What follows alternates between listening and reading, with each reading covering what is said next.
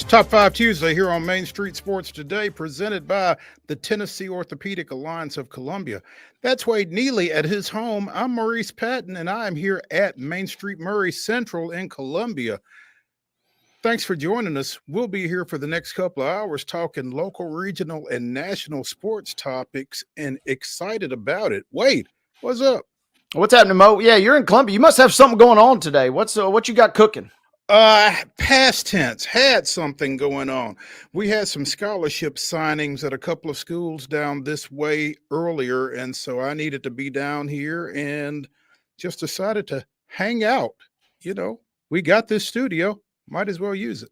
Yeah, good to see it. Good to see Ricky in the background. Russell Bell also in the background. Not Stringer Bell, but Russell Bell. I want to make that distinction. But yeah, good to see the digs and good to see you up and running down there. So good to be with everybody on a Tuesday. Yeah, everything is looking good down here, and finally got it cooled off down here, man. Now you're talking. Yeah, somebody had the heat on it, man. It was. I guess they trusted the weather forecast that was saying mid-50s, and it was mid-70s, and I was about to swelter. So we had to get that dealt with, but it's been dealt with, and so we are comfortable. And like I said, ready to hang out here for the next couple of hours. In our second hour, we will be joined, as we typically are on Tuesdays, by the voice of the Blue Raiders, the Blue Raider voice, Chip Walters. Talking all things MTSU, including Raiders Choice Awards, softball awards, facility improvements. We'll run the gamut with Chip at the top of the 3 o'clock hour. In the next segment, we'll be joined by KIMMEL of Penalty Box Radio and Locked On Predators, the podcast. The Preds found out where they will be drafting in the upcoming NHL draft.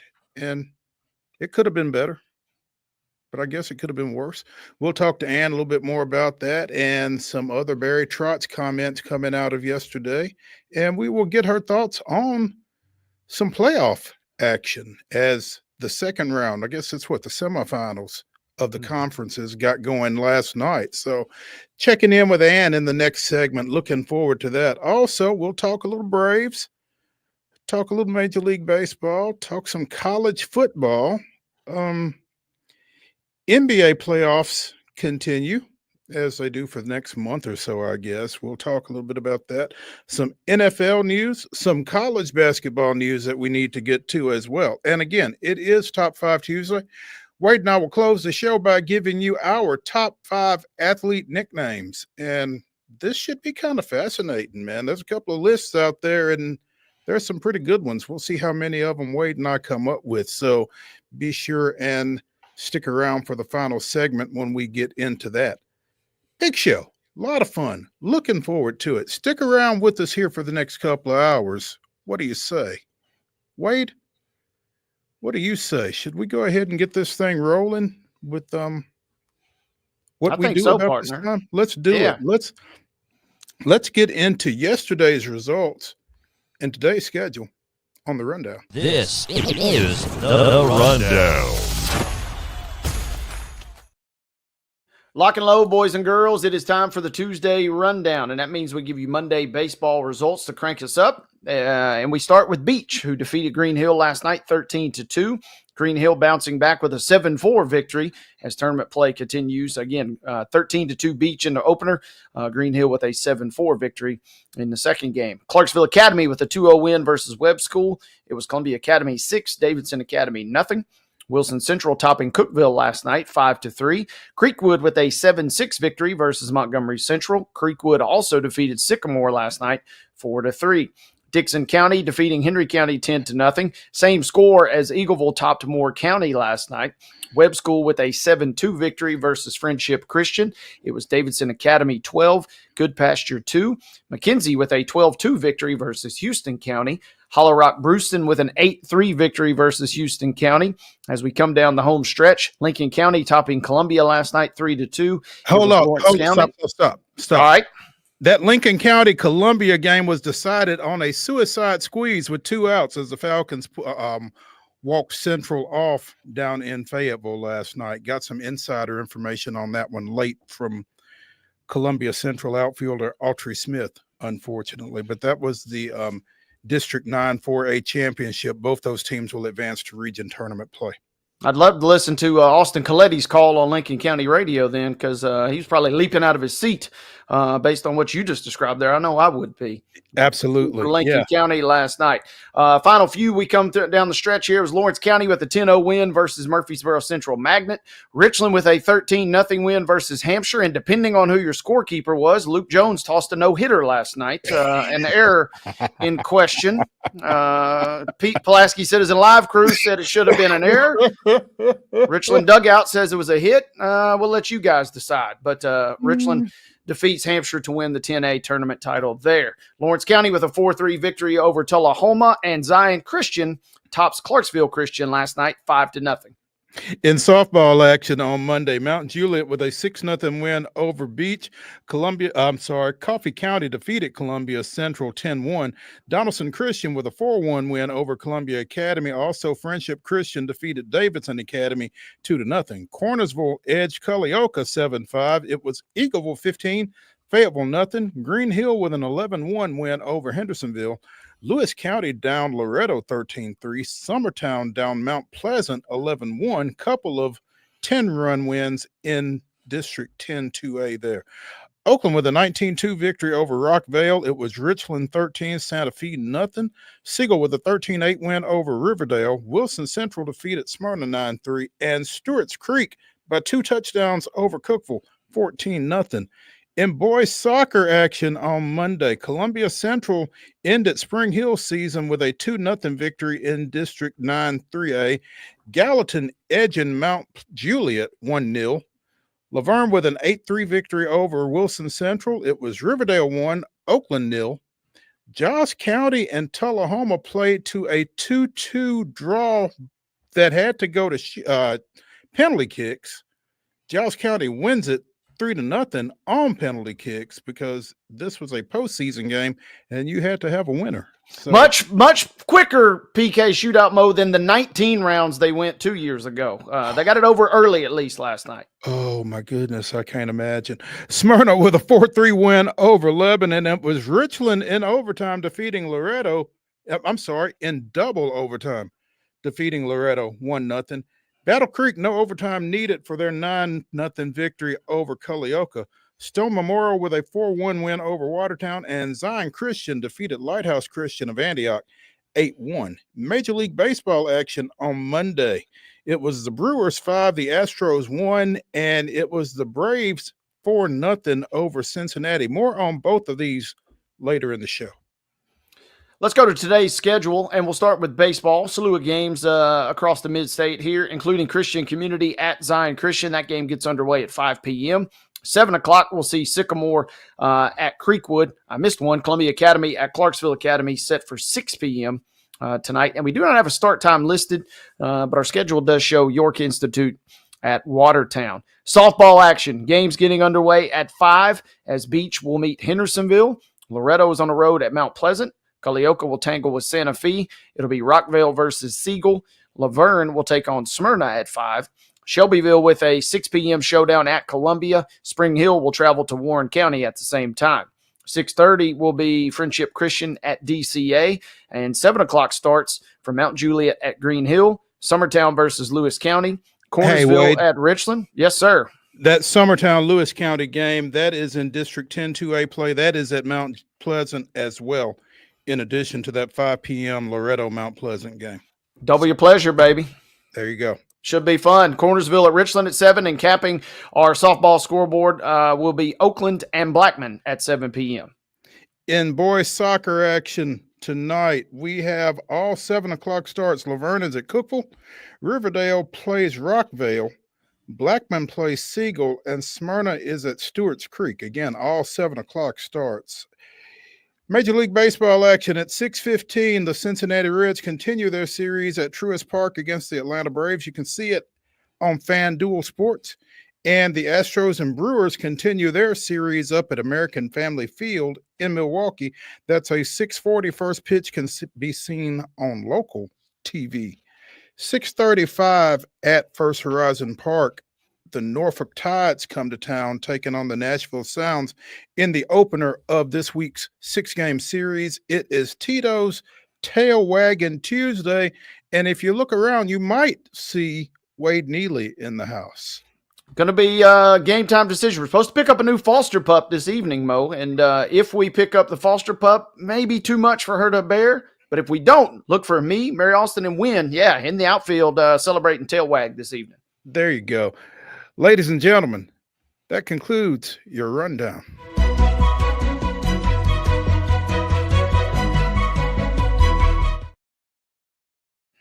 Your top story brought to you, as always, by the fine folks at Piggly Wiggly in Neely's Mill in Columbia. Be sure and check out their delicious daily deli lunch options, as I did earlier today. Available from 11 a.m. until 6 p.m. Also, their hand-cut meats, and everything is cost plus 10% at the cash register. Piggly Wiggly, Neely's Mill, Columbia, bringing you our top story. And if this sounds old, well, there's a reason for it. Nashville Christian quarterback Jared Curtis has committed to the University of Georgia. Now, Jared Curtis committed to Georgia a couple of years ago, actually. Decommitted last fall, recommitted during a ceremony, press conference yesterday. Jared Curtis, the 5-star quarterback for Nashville Christian, is headed to Athens, and there's an interesting article on A to Z Sports, and as I read it, because I've seen Jared play a couple of times actually, he's a great talent, and I did not see Matthew Stafford play at Highland Park High School out in Dallas, Texas, when he and Clayton Kershaw were teammates. But there are comparisons being made.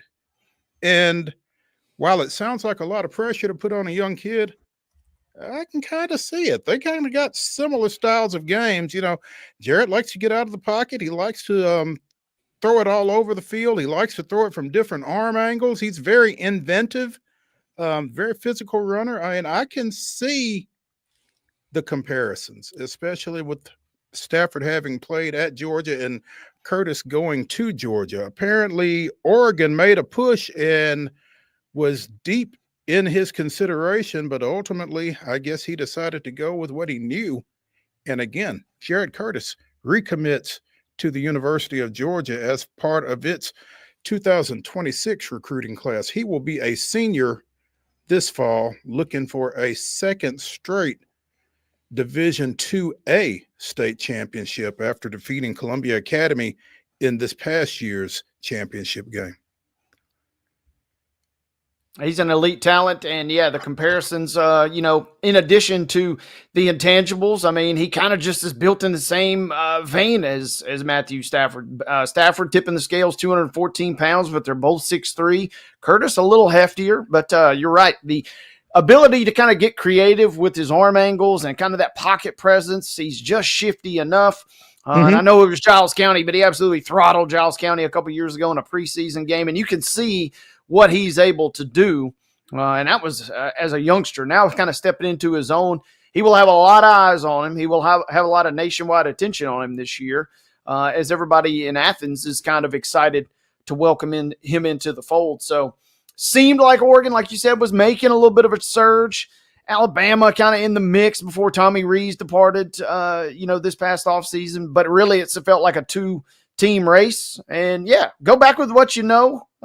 Some way, some shape, form, some fashion. He ends up a Georgia Bulldog at the end of it, kind of like we thought the whole time, right?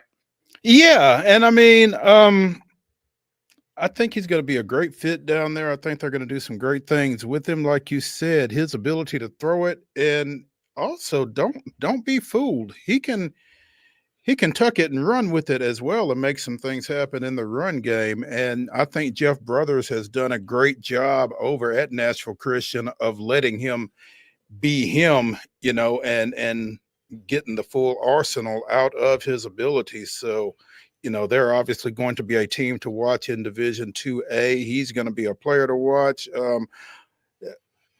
I will tell you, Nashville Christian is not an easy place to get to, but I think traffic over on Sawyer Brown Road will be picking up on Friday nights this fall because folks are going to want to see this guy before he gets out of town. And he's fun to watch for sure. Like I said, I've seen him, I guess, 3 times in the past 2 years. And confidence is not an issue, for one thing. And I don't say that to say that he's cocky, but he certainly feels like he can make any play that can be made on the field. And I think that comes with the territory when you are a Southeastern Conference caliber quarterback, and he's clearly that. So it's going to be a lot of fun to watch, unless you're watching from the opposing sideline, in which case, good luck. You think there'll be a big crowd when they host Innsworth on August 29th for their home opener? Is that what you're saying? I feel like that place will be slammed, right? I feel like Nashville Christian and Innsworth, that game is at Nashville Christian. Is that what you said? Yeah, that's their home opener. They open at Davidson Academy, then they got Innsworth at the crib week 2. They better bring in some extra bleachers, or some folks from Innsworth are going to be disappointed because they ain't going to get in. Yeah, that'll be a fun one. Get there early. Again, Sawyer Brown is not easy to navigate that time of day. Bellevue's not easy to navigate that time of day, and seating is limited on that campus. So again, good luck getting in. If you get there at 6:15, you may not get in. So their schedule's backloaded. They have only 2 games at home in the month of August or September, but the whole month of October, they're at home. Webb School, Columbia Academy, Ezel, Harding, and Friendship Christian to close it out. So if you don't get him at home early, as far as watching him and that Nashville Christian Eagles team, you're going to have a chance later in the year. But your best bet, kind of to your point, might be catch them on the road anyway. Yeah. You might have a better shot at seeing them on the road. So, but it's going to be a fun year. Again, they're coming off of a D2A championship, and they've got a lot of pieces coming back to go with him as well. So they're going to be fun. Coach Brothers is going to have them fun to watch, and it'll be interesting to see how Jared responds to Georgia commit Jared Curtis. So that's always fun. Let's take a break here on Main Street Sports Today, presented by the Tennessee Orthopedic Alliance of Columbia. When we come back to continue Top 5 Tuesday, we will be joined by Ann Kimmel of Penalty Box Radio and Locked On Predators. We'll be talking a little hockey. Stick around.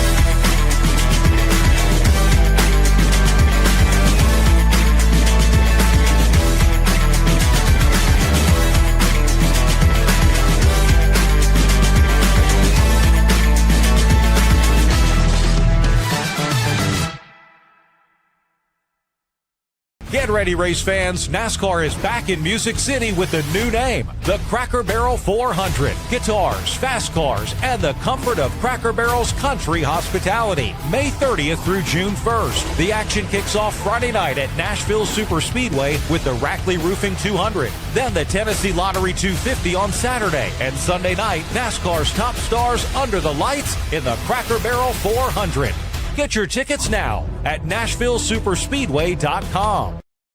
Let us connect you with a team that you'll be bedazzled by when you connect with Busy Bee Plumbing, Heating, and Air Conditioning. Let's meet the team. This is Charles Calvert, known as One Take. He's the plumbing service manager. Here we have Matt Cook. He's known as Big Country. He's the HVAC service manager. Visit Busy Bee Plumbing, Heating, and Air Conditioning for all your needs. Custom Stone Handlers supplies over 600 distributors and suppliers with quality stone products. Along with Riverstone, we produce and distribute over 100 building, landscape, and other bulk products. Our goal is to provide quality products, service, and partnerships to ensure our customers' success. We firmly believe the measure of any person or company is how you treat other people and customers.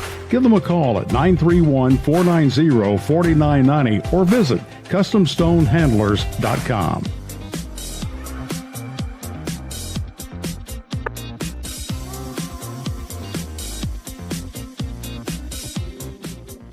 Top 5 Tuesday continues here on Main Street Sports Today, presented by the Tennessee Orthopedic Alliance of Columbia. I'm Maurice Patton, that's Wade Neely, and we have joining us now from Penalty Box Radio and the Locked On Predators podcast, Ann Kimmel. Ann, good afternoon. Good afternoon, gentlemen. How are you guys doing today? What's We're happening? doing well, thanks. Hey, appreciate Good. you taking some time with us. The NHL draft lottery took place yesterday. Predators had the third best chance of getting the number 1 pick. Instead, they come out at number 5. Is that good, bad, or indifferent, Ann? I think it's all about perspective. The top 5 pick out of 32 in the first round is a great option. I think for Predators fans, if you have suffered through the season and you end watching the third worst team in the league, you think, throw us a bone, hockey gods, give us a top 3 pick in this draft. So I think it's both. Overall, you're going to get a very good player with the number 5 pick in this draft. What probably is the difference is that you are not probably going to get a player who's going to be impactful immediately. This is a draft that doesn't have a ton of players that are going to have NHL impact immediately. I would say maybe 2 potential players are really coming into this draft who could be NHL ready. So I think this is a good pick. You're going to get a good player. I think you're just maybe pushing out a timeline for this player to make their NHL debut a little bit when you drop down to 5 out of the top 2 or 3 in this particular draft. The Islanders, Sharks, Blackhawks, and the Utah Hockey Club will pick ahead of Nashville. I'm not sure that any of them were necessarily favorites to be that far up. The Islanders had a 3.5% chance of getting the number 1 pick and did. So it broke right for some folks, clearly. If you were an Islanders fan, I would play the actual lottery today because you had a 3.5% chance of getting that first overall pick. San Jose had the highest odds of getting that first overall pick. They did not get that. The way the draft lottery works is they do that first draw for the first overall pick. The New York Islanders were ranked 11th. You can only move up 10 spots. They jumped immediately into spot number 1 with that first pick. The second pick came up the Utah Hockey Club. Utah was ranked 14th. They could only move up 10 spots, which is why they slotted in 4th. And then you go through and you start filling in based on finishes. So that puts San Jose 2nd, Chicago 3rd, and drop the Nashville Predators down to 5.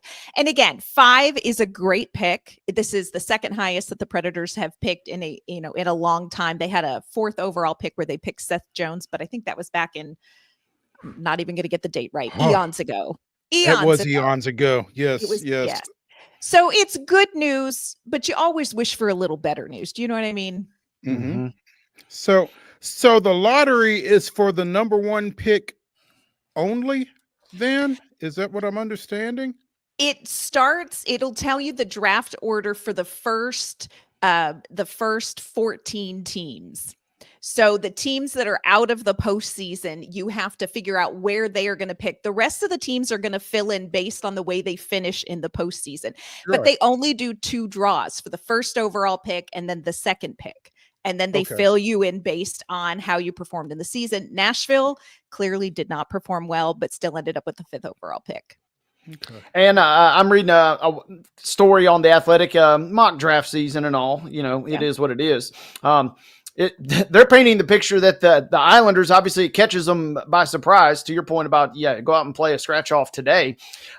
They have a Long Island native in their sights in James Higgins, who went to Boston College, but it seemed like that was the guy that they wanted and would have been content with. But now all of a sudden they have number one, and it's like, well, we can't take this guy this high. So that begs the question, who do the Islanders maybe turn to first overall?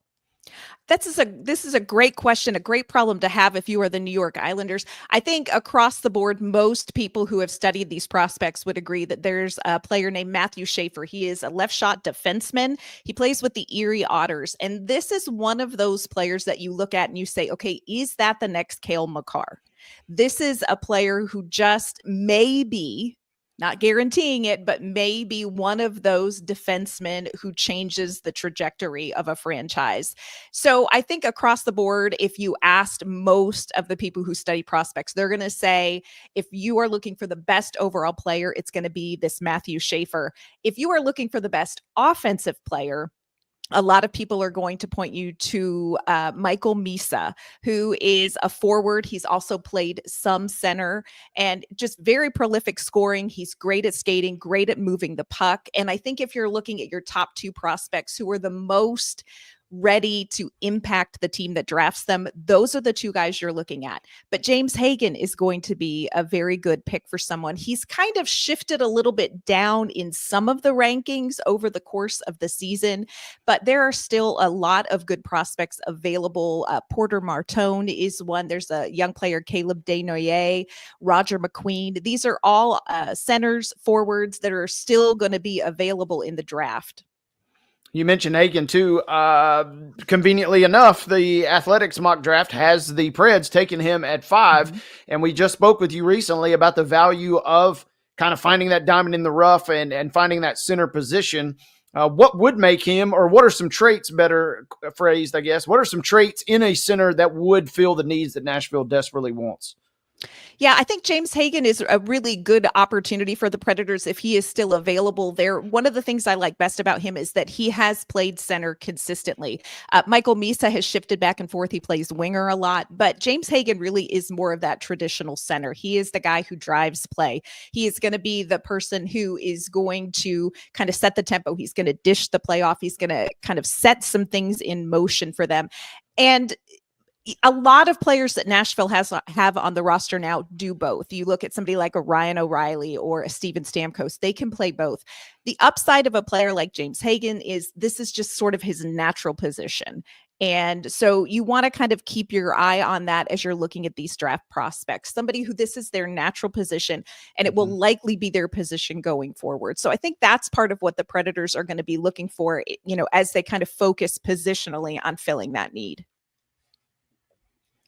And Kimmel of Penalty Box Radio joining us here on Main Street Sports Today, presented by the Tennessee Orthopedic Alliance of Columbia.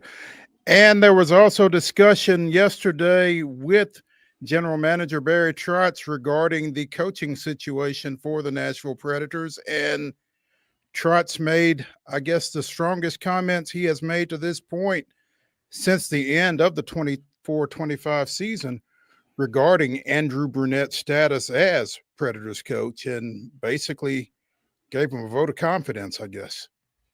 He did.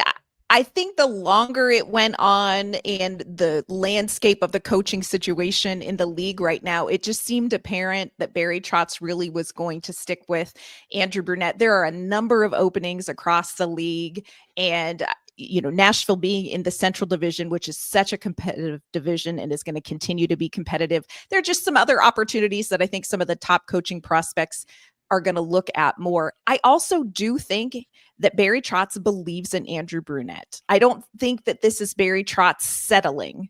He believes in him. And I respect this about Barry Trotz. He believes that the NHL, you have to develop young coaches. And this is a league that has rotated the same coaches from here to there to everywhere.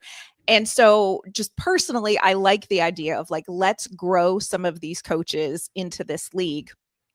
I will say it was reassuring to me, this vote of confidence, because I do feel like the other thing Barry Trotz did in that conversation was say, here are the things that I've identified that I need Andrew Brunette to work on next season.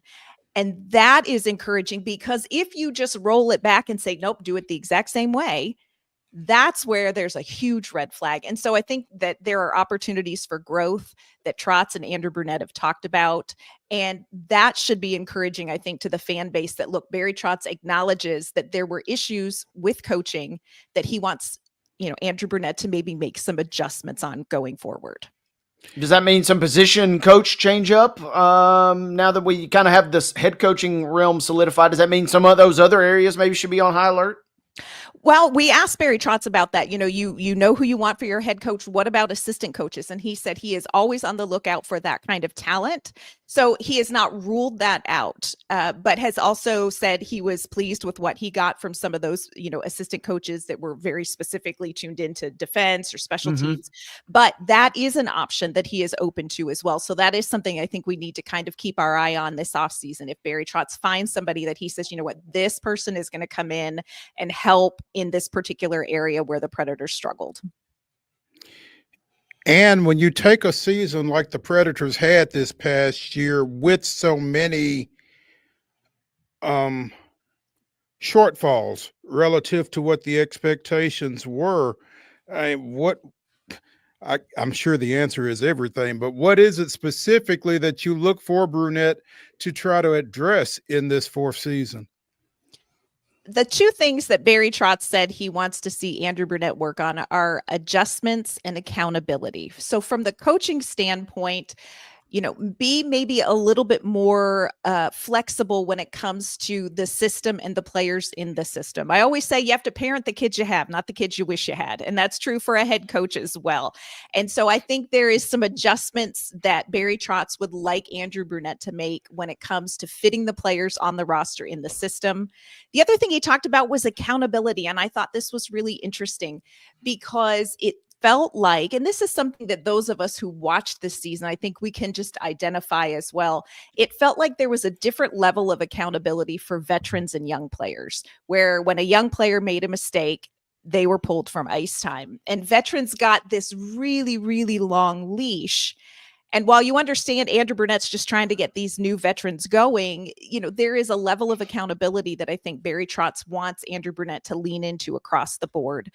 From a player perspective, I think it's going to get better because the phrase that Barry Trotz used, and I thought this was interesting, he said paralyzed, that kind of the coming together of these veteran forces of Stamkos and Marchessault and Brady Shea and this core group of leaders that the Predators already had, just the mutual respect almost paralyzed them when it came to like inner team accountability. There wasn't any locker room conflict. We never saw signs of like players not getting along or any issues like that, but just how to hold each other accountable with that mutual respect and figuring out how everybody fit together. I think this season that's going to naturally improve because they're more comfortable with each other. And at the end of the season, they're having those hard conversations. So I think some of these things, time is going to heal some of them. I do think there are going to have to be some adjustments made as well.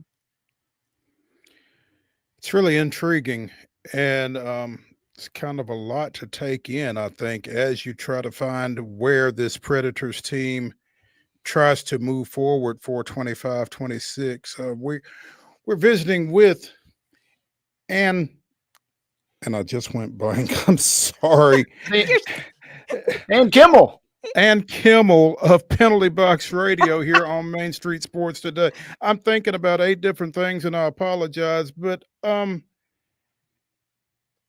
finishing 28 points short of the playoffs, scoring 68 points, which was the second fewest points in franchise history. I mean, and again, with everything that was expected for this team coming into this season. And how do they go about just kind of rebuilding? I don't want to say the trust necessarily, but living up to the past expectations, or are those even fair at this point? I think trust is a great word that you're talking about. And I do think it helps that this team is going to go into this next season under the radar. Nobody's going to be talking about the Nashville Predators this season. And I think not that positively anyway. That's very true. They may be talking. There may be talk. But, it's going to be a very different ball game. And I think that takes a lot of the pressure off. But there is an element of trust. And that's something Barry Trotz said. When you start 0-5 and you can't find your footing, everybody is looking around like, how do we fix this? And you start to doubt, hey, does this system really work? Hey, am I playing the right way?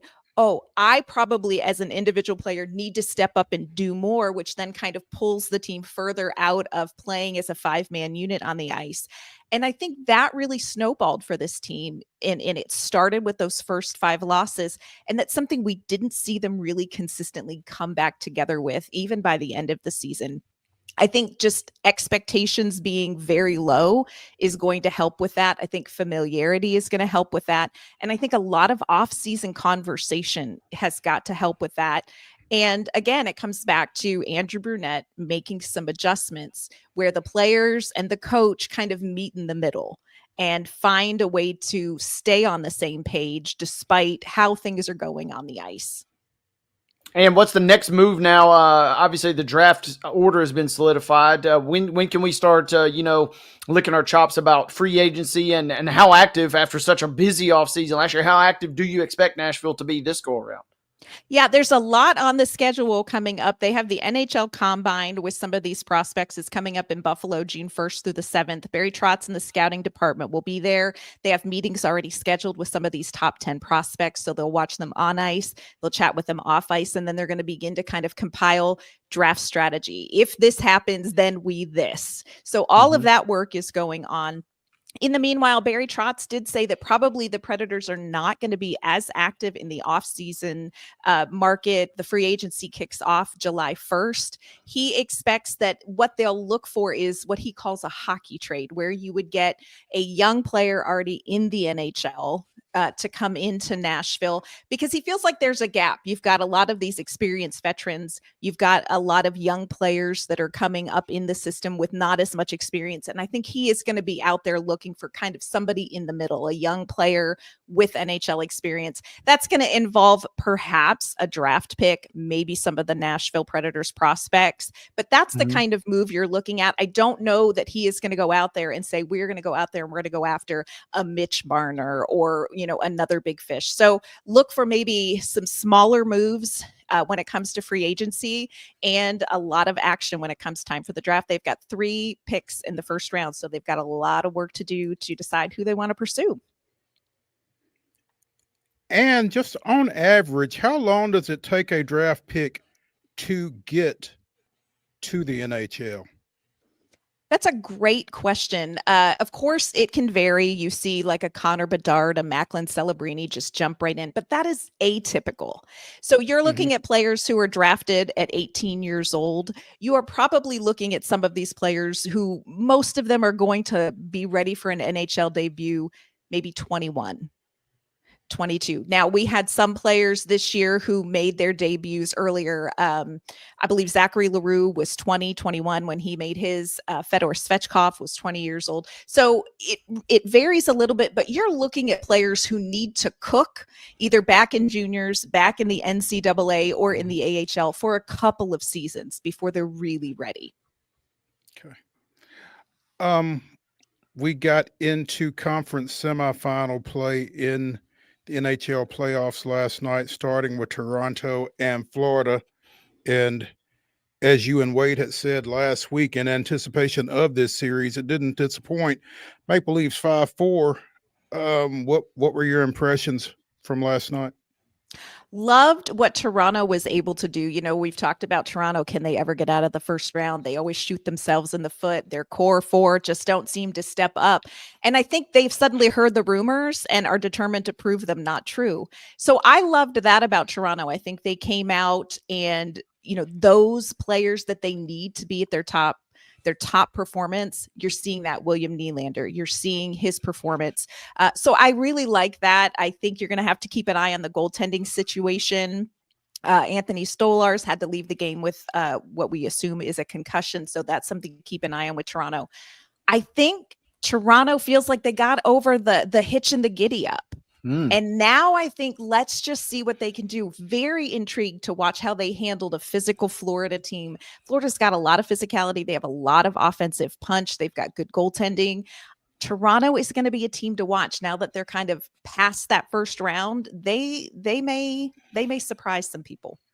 And I want to ask you two quick questions about the Jets. Number one, I used the phrase, I'm still getting soda off the top of my ceiling when Cole Perfetti's goal goes in at the end of regulation the other night.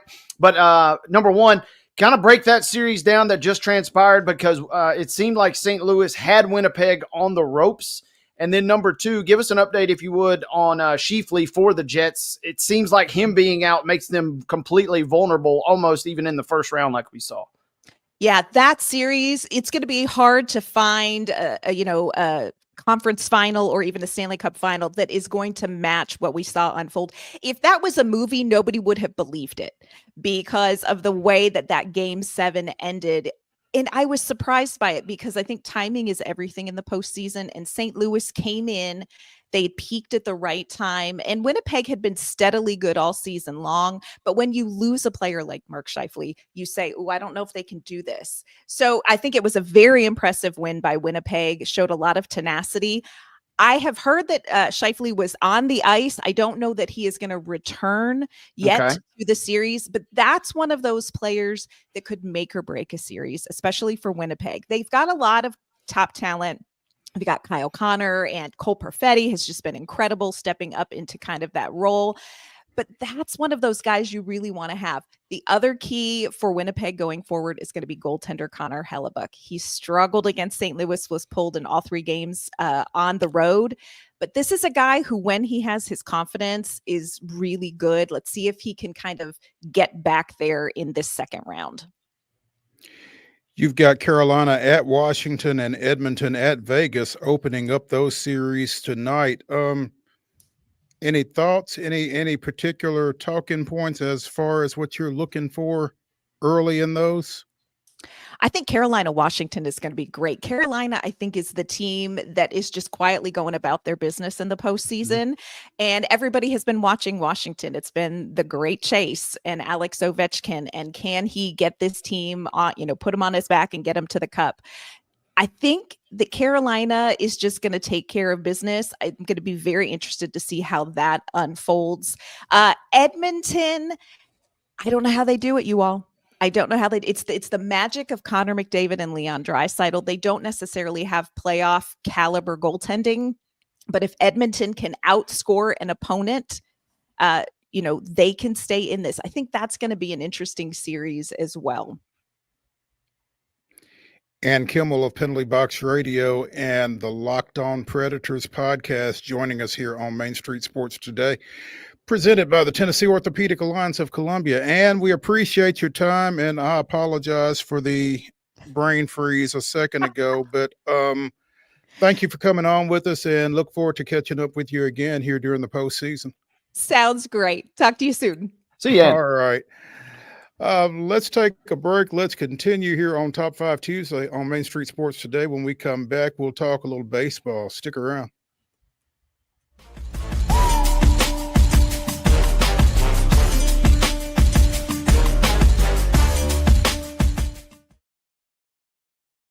If you want the latest in weather conditions, be sure to tune in to our Busy Bee Plumbing Weather Report each weekday on Mornings on Main Street. Brought to you, of course, by Busy Bee Plumbing, Heating and Air Conditioning.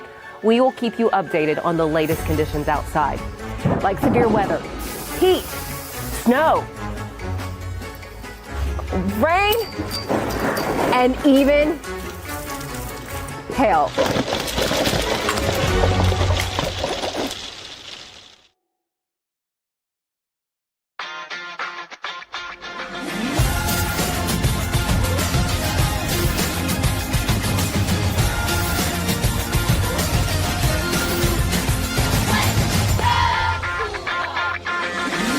Zion Christian Academy at zioneagles.org or 931-388-7531. You can schedule your appointment to visit their beautiful campus. Again, zioneagles.org or 931-7531 to schedule your visit today.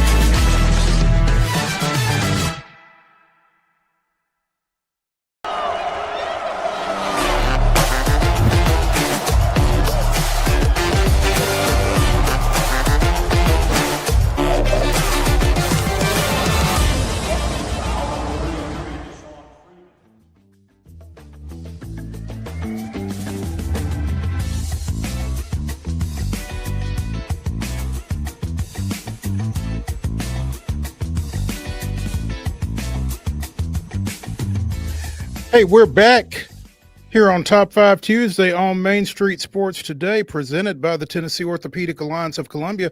That's Wade Neely. I'm Maurice Patton. We're about to talk a little Braves and Major League Baseball, which means it's time for this day in Braves history. Mark, hit it.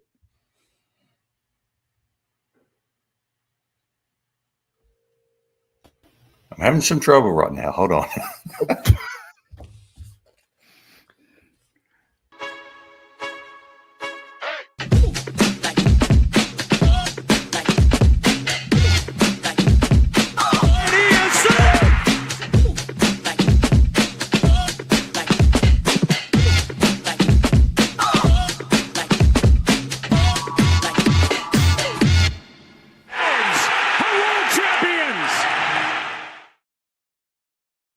May 6, 2011, in what had to be the highlight of his Braves tenure, Derek Lowe took a no-hitter through 6 innings, eventually allowing a pair while striking out 4, and the Ovent-Burrell bullpen tandem of Eric O'Flaherty, Johnny Venters, and Craig Kimbrell threw 3 scoreless innings to close out Atlanta's 5-0 win against Cliff Lee and the host Philadelphia Phillies. Lowe battled through a blister on his foot in the gym, while Lee took the loss despite striking out 16 over 7 innings. RBI base hits by Chipper Jones, Brian McCann, and Dan Ugla in the third were all the offense the visitors would need, although they scored another pair of runs in the ninth to wrap things up. That was this day in Braves history. Who knows? In a few years, we might be looking back at May 5th, 2025 as a TDIBH, as A.J. Smith-Shawver went 7 hitless and 8 scoreless last night, exiting with the single hit allowed in an eventual 4-0 Braves win over Cincinnati, drawing Atlanta within 2 games of 500 yet again at 16-18. Matt Olson got an unfortunate inside the park home run last night as Cincinnati rookie left fielder Tyler Callahan ran into the wall and broke his forearm trying to field Olson's deep drive. Olson wound up circling the bases for the final run for Atlanta again in that 4-0 victory. Tough loss for Cincinnati. Obviously, you hate to see somebody get hurt, but Callahan showed no fear going into that wall trying to make that catch and just came up, couldn't hang on to it. You're old school, Mo. What's the rule? What's the unspoken rule there? Was that fair or foul play? You know, I don't know, man. It's tough. I think you got to play it out if you're Matt Olson. I hope that there's no ill will as far as Cincinnati goes, but I mean, it really felt uncomfortable watching that play unfold. I mean, clearly there was some sort of injury and the ball kind of gets away, and obviously it's along the left field foul line, and so nobody else can get to it, and Olson gets around before anybody does. It's just an unfortunate occurrence. I like I said, I hope that nobody. I would be interested to know what the reaction in the Reds locker room was to it, but I think people just realize that that's just baseball. Yeah, I've seen it done both ways. Worked a Martin Methodist game where there was a real serious injury and everybody just kept running the bases. And I mean, it was one of those like, hey, play has to go on. This was in center field though, but this, being out and left and kind of the way things were, I mean, I'm kind of inclined, I hate to say it, but yeah, you just got to run the play out and take what you get. As far as, that's, to be real crass here. I mean, that's why you have the backups in position, right? For situations like that. And you hate the way it played out, but I kind of side on that. Yeah. You just got to run it out and then you reset after that. Yeah. I mean, I really felt, I felt wicked uncomfortable watching it unfold because you don't want to take advantage of somebody getting hurt in a situation like that. But I don't really know what else you do. I mean, if Olson stops at second base and then they wind up losing 4-3 or something like that, how does that go down? I think it's just an uneasy situation that you have to deal with. But yeah, I think that's certainly open for conversation for sure. And I think Francona and that bunch knows that if it had been the other way, they'd have probably done the same thing. So it was an unfortunate turn of events. Again, Callahan with a broken left forearm as he went into that wall along the foul line there, trying to make that catch. Ellie De La Cruz goes 0 for 4. He had reached base safely in 23 straight games before yesterday, so that was a big part of the Braves win. Anytime you can keep that guy off the bases with, as dynamic as he is, that goes a long way toward getting a win. So, I mean, you like to watch that kid play, but when you're playing against him being in the dugout is the best place on offense for sure. So he's liable to start another one back up tonight, though those two teams meet again at 6:15. Andrew Abbott, 2-0 with a 3.32 earned run average, gets the start for Cincinnati. Chris Sale looking for a second win of the season, 1-3 with a 4.84 ERA, getting the ball for the Braves in this one as they try to inch closer to the 500 mark for the first time this season. Milwaukee opens their series against Houston with a 5-1 victory. Christian Yelich with a 2-run homer. Former Sound Tobias Myers throws 5 shutout, and the Brewers get to 500, 18-18 with that win. Houston falls to 500 at 17-17 with the loss. Tough one for the boys last night. Milwaukee, Milwaukee's kind of going through the motions. Houston kind of going through the motions. It just feels like two Rams that are old and they don't have their horns all the way. They're just kind of butting heads kind of softly and playing with each other. And someone's going to win 2 out of 3 in this series. Tonight will obviously determine who kind of gets that dubious honor. It feels like the series should mean a lot to both.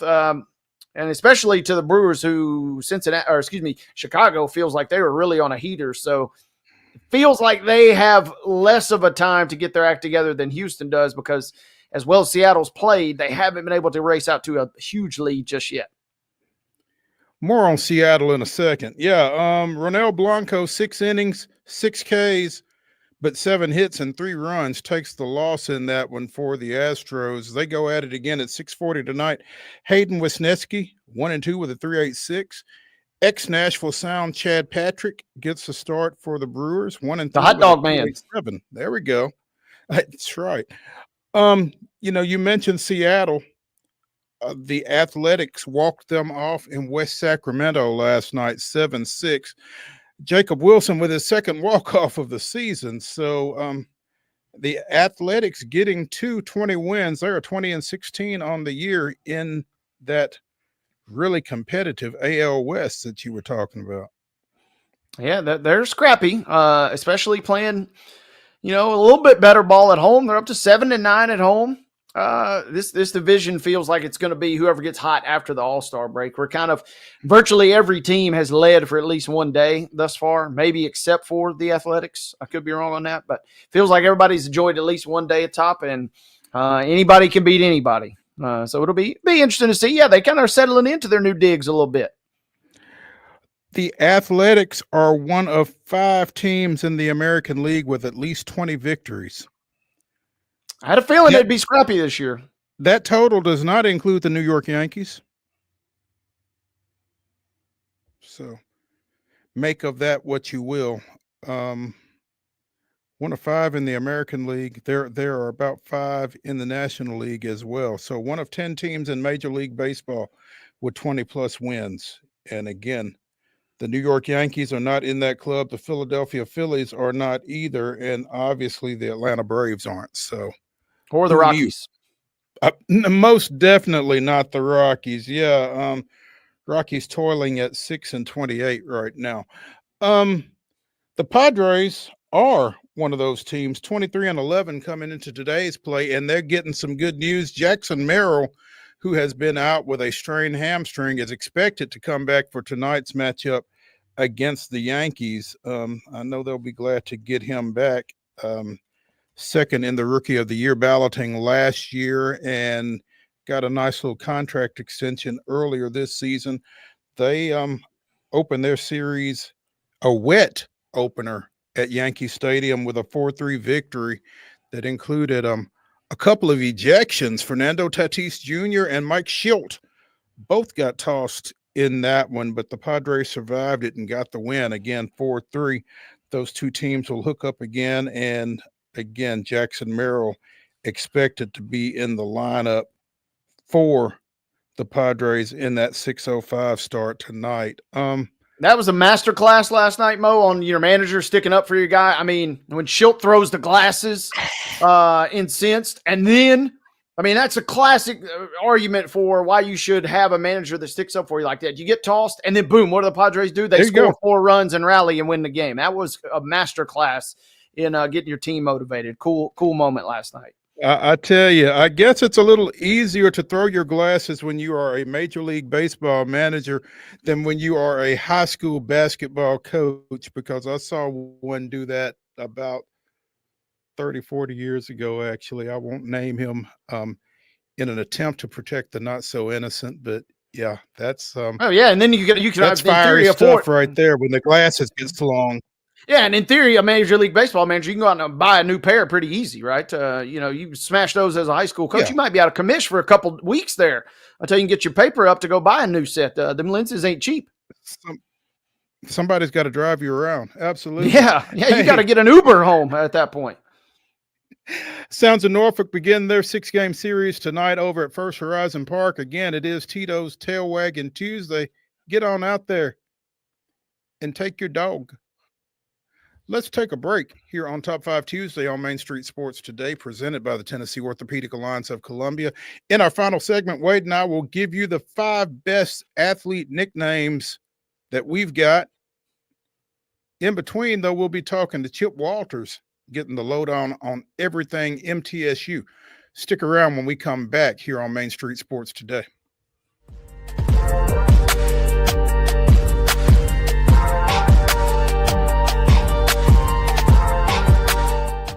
Jones & Lang Sporting Goods here in Columbia has been outfitting teams, officials, and anybody else from T-ball to college for 50-plus years. Be sure and check them out at 931-388-8060 or online at jonesandlang.com. Jones & Lang Sporting Goods, the look of a winner. Zion Christian Academy at zioneagles.org or 931-388-7531. You can schedule your appointment to visit their beautiful campus.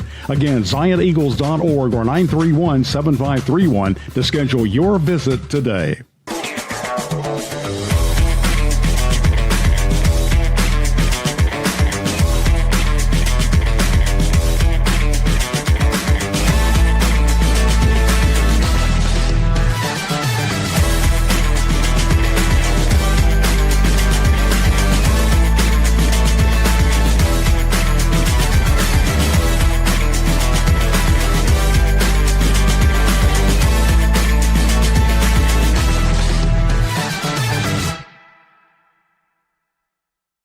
Custom Stone Handlers supplies over 600 distributors and suppliers with quality stone products. Along with Riverstone, we produce and distribute over 100 building, landscape, and other bulk products. Our goal is to provide quality products, service, and partnerships to ensure our customers' success. We firmly believe the measure of any person or company is how you treat other people and customers. Give them a call at 931-490-4990 or visit CustomStoneHandlers.com. Piggly Wiggly, located in Neely's Mill Shopping Center, is Columbia's locally owned and operated Cost Plus 10 grocery store dedicated to serving the community with low prices and smiling faces. Piggly Wiggly offers fresh, hand-cut meats daily, as well as daily hot plate lunches from their deli counter. You're certain to see smiling faces and a helping hand when you're here at Piggly Wiggly. Come by and check out our fresh produce, high-quality meats, and more. Down home, down the street, we'll see you at the Pig.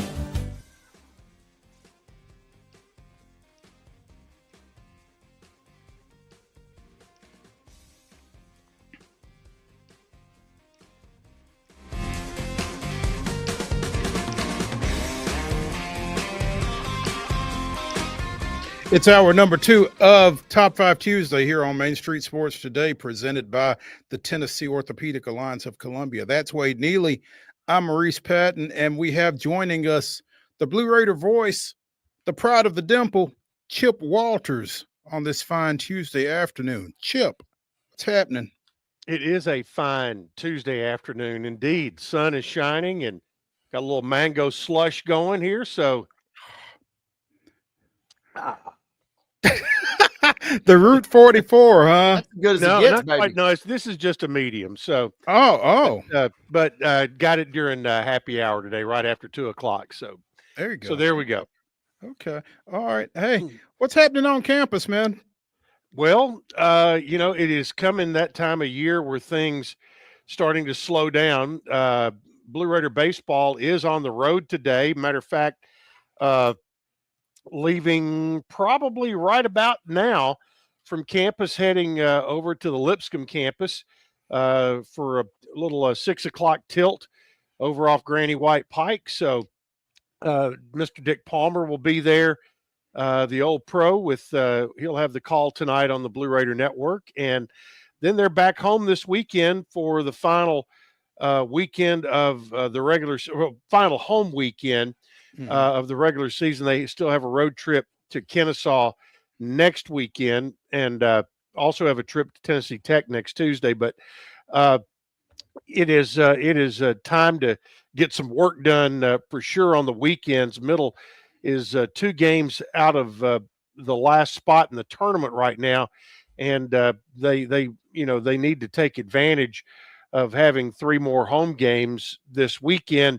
Last weekend, one Friday night, rained out on Saturday, ended up playing 2 games on Sunday.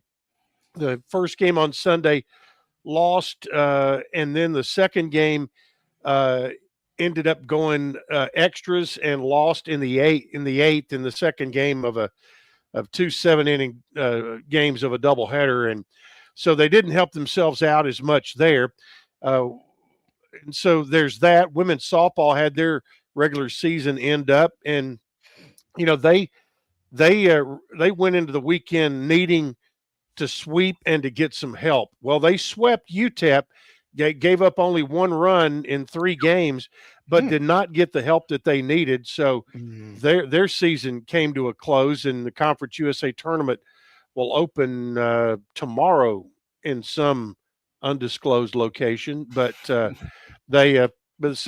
that's really right. That and track still going on, and also women's tennis has got they're playing this week in the WNIT tennis tournament down at Berry College in Rome, Georgia, and will play North Alabama, which that's a big step for the women's tennis program. Obviously, the goal is the NCAAs, which the guys got to and ended up being knocked out by Duke. But women back in the postseason and facing I'm sure, which is a really good North Alabama team on Thursday. So they're stretching it out, getting the very most out of their season this year.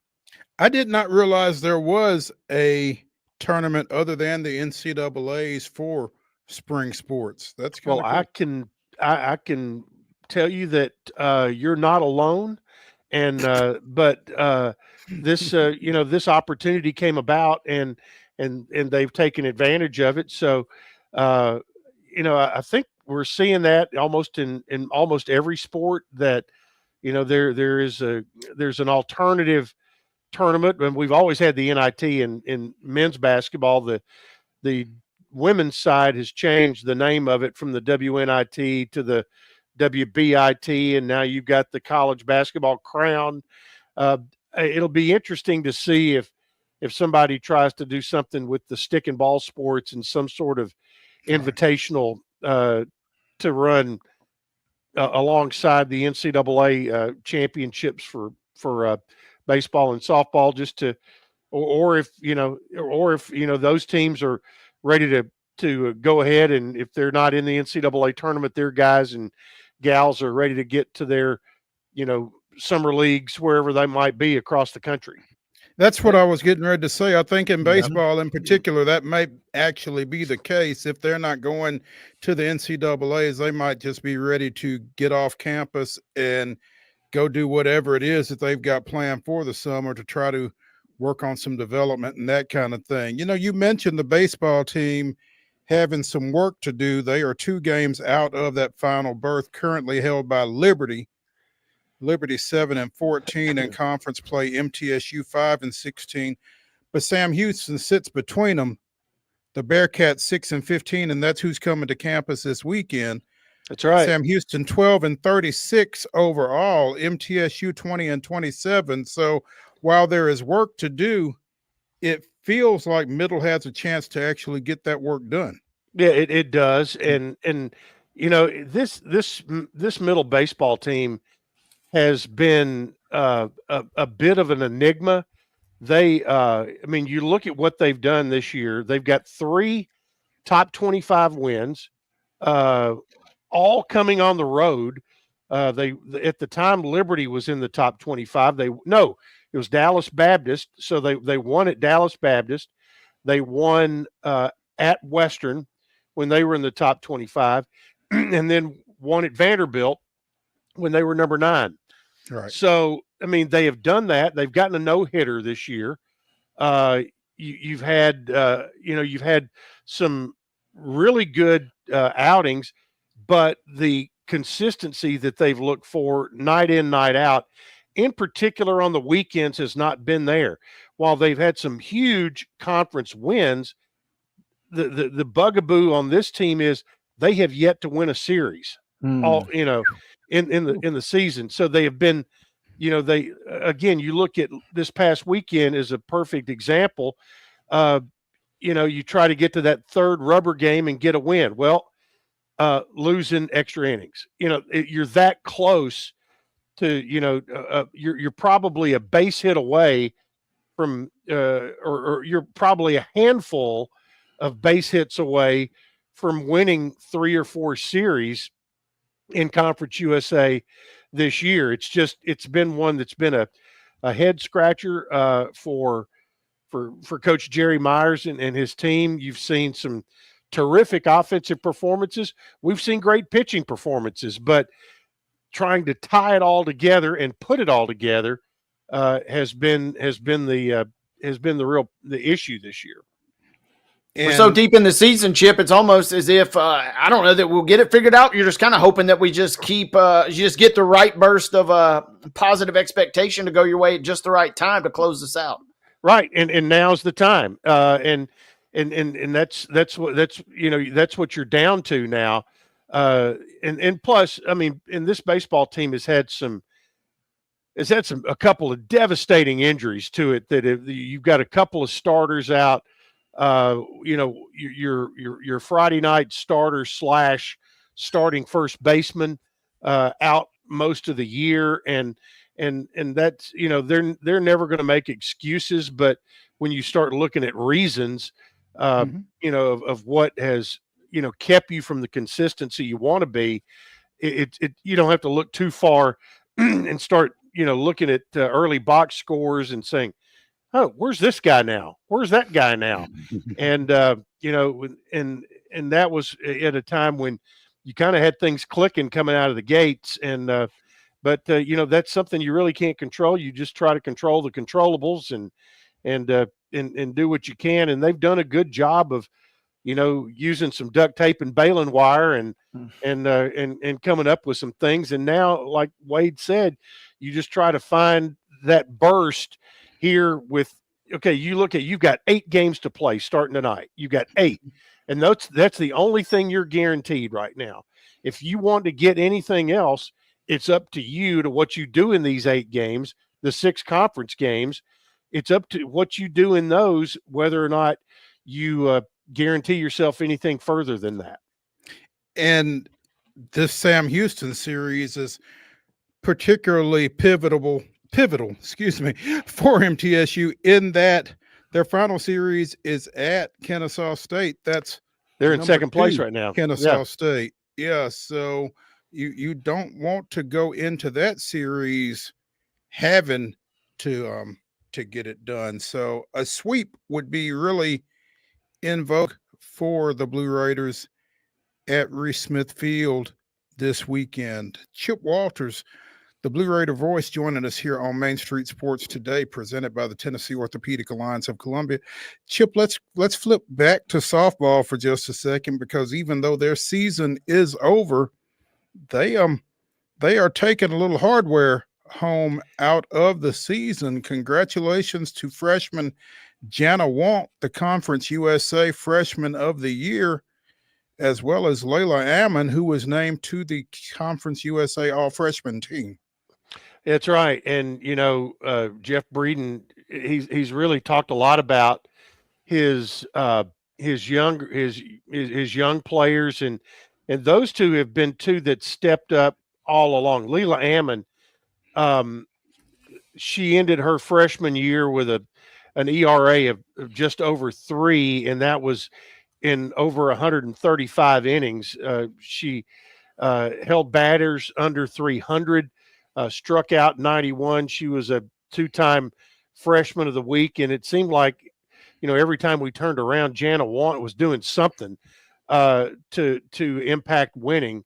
And she was named freshman of the year. She started every game of the season at third base and was also freshman of the week twice.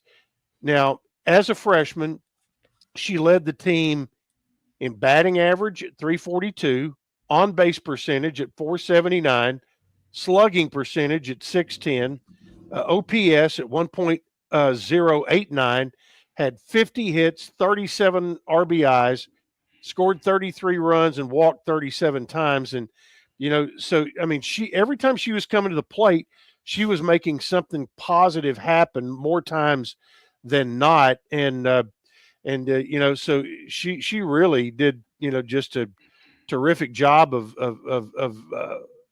coming in and making an impact as a young player on this team. And you can't end this conversation without talking about one of the old heads on the team, and that would be Ansley Blevins, who you just love watching her play. She's such a great spirit on the field, and as a catcher, she hit a ton of home runs this year, 14, which was in the top 80 in the country, and really expanded her game behind the plate. She's she certainly earned her spot on the second team All Conference USA squad, and we're it's going to be. You rue the day when you go to the ballpark and you don't see her out there. Mm-hmm. Yeah. This MTSU team has got a lot of talented youngsters, because we mentioned Jenna Want, the freshman of the year. We mentioned Layla Ammon. Macy Harder finished up the season as freshman of the week. Freshman from Ashland City went 5 for 9 in that sweep of UTEP, and slugged 889 with a pair of extra base hits, drove in 5 runs. If you're Jeff Breeden and you look at that, you had 3 different freshmen earn freshman of the week honors in the conference this season. I mean, and they accounted for 5 of those honors over the course of the season, because Want and Ammon were each honored twice. Yeah. You feel pretty good about that young nucleus there. Yeah, you want to be able to keep them together, and that's one of the big challenges when you have great young players, and they have built a nice core with these young. And you think about those 3 players that won 5 different freshman of the week honors over the conference season, and that is about half of the conference freshman of the week awards went to Blue Raider players, about one every other week. So that's they've certainly, and that's the good thing. If you're if you're able to keep them together, this is a group that comes back as sophomores that have a ton of experience, and it should bode you well as you continue to move forward. And there's several other freshmen with local ties who did not have that hardware that we talked about, but still got valuable experience this year. Like Lexi Medlock had a breakthrough year. She's not a freshman anymore, but she upped her numbers. She ended up being a breakout female performer of the year last week at the Raiders Choice Awards.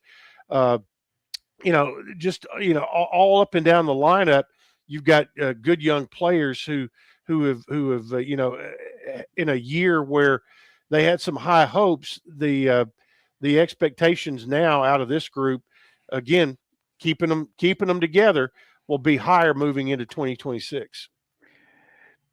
And that phrase has become so applicable in so many different areas all of a sudden, and it's just the climate that we're in. If you can keep them together. Chip Walters, the Blue Raider voice, joining us here on Main Street Sports Today, presented by the Tennessee Orthopedic Alliance of Columbia. You mentioned the Raider Choice Awards. Tell us more. Well, that was last Thursday night, and it is our ESPYs style show, which the video of that is now up on the Blue Raider Athletics YouTube channel, which is youtube.com/Go Blue Raiders TV, I think is the right address for that. But there's awards for there are 3 awards that are voted on by fans, which include Play of the Year, Performance of the Year, or game or Event of the Year. Play of the Year was Eston Snyder's catch to end Drew Horn's no-hitter back against Oakland. Snyder had a running catch. He came screaming in from center field, made the catch for out number 27 on the day, and so he won Play of the Year. Performance of the Year went to Drew Horn, who tossed that no-hitter, just the 5th in school history. And the game or Event of the Year went to softball, which we have, it's interesting. We've talked about baseball and softball and how right now softball is not going to make the tournament. Baseball has work to do, but softball wins the game or Event of the Year with their road win at Mississippi State earlier this year. So those were voted on by fans. The Community Service Award, soccer this year had over 580 hours of community service, and so they nipped out football, I think, for that award. Team GPAs, we recognized all the individuals with GPAs, 3.0s, 3.5s, and the 4.0s. Oh God! But last spring of 2024, women's golf had a 3.721 team GPA. The fall, women's tennis, last fall of 2024, they bettered that, 3.744 team GPA. So there was that was some of the academic awards. We recognized 5 different All-Americans: Alan Kiplagat, cross country; Holden Willis in football; Zach Clayton in football; Purity Sanga in track; and Savannah Wheeler in women's basketball. All won All-American honors from some authority out there. Then came the other awards: male breakout performer, Clay Badalak of baseball, who has upped his batting average by about 100 points from last year. We mentioned Lexi Medlock in softball was the female breakout performer. Female newcomer of the year was Odilia Jepchumba of cross country and Jana Want of softball. That the news today makes that award look really good, with Jana getting freshman of the year. Male newcomer was Alan Kiplagat of cross country, who along with cross country and steeplechase, he's been, he won the individual title in cross country. Female and male athletes of the year. This is an interesting pairing too. Female athlete of the year, Anastasia Boldreva, women's basketball. Pretty obvious choice with her senior year. And the male athlete of the year, men's basketball, Isam Mustafa. Very well earned. So it's interesting that the male and female athlete of the year are both international players, both from very successful basketball teams this year. And a little side note, they will both be my guests on the radio tomorrow morning on WGNS at 9 a.m. And then you have the final 2 awards of the night are the True Blue President's Award. It takes into account your athletic accomplishments, your academic accomplishments, and what you do in leadership roles and community service roles. And the female winner is Abby Lee of women's golf. She's from up in Glasgow, Kentucky, took over the student athlete advisory committee, and with all of that on her shoulders, she lowered her stroke average in women's golf to just over 72 per round, and also had easily her most successful season of her career this spring. And then the male winner, Nick Vattiato, and you all have both had the opportunity to be around Nick Vattiato, and if there's ever been a natural choice, he's the cat right there. So congratulations to all those winners. And again, that if you'd like to take a look at it, it is up online now on YouTube.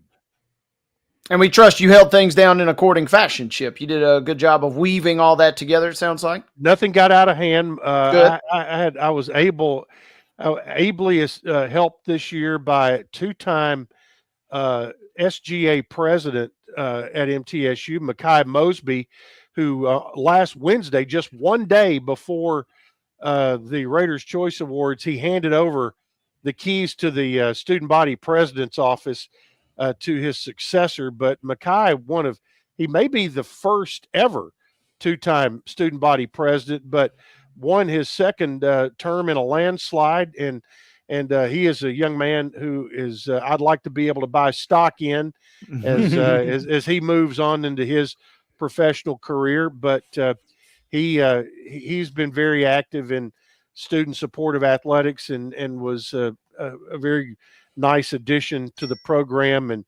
added a little youthful spirit to the podium. I'll say that. There you go. Chip, I guess our attention kind of turns to football, and it sounds like there's some work going on inside of Floyd Stadium for the upcoming season, in addition to the Uncle Nearest Club. That's right. The Uncle Nearest Club, the SAPC. By the way, on July 30th is the date right now for the ribbon cutting for the Student Athlete Performance Center. But the work you're talking about is the new turf on Jones Field inside Floyd Stadium.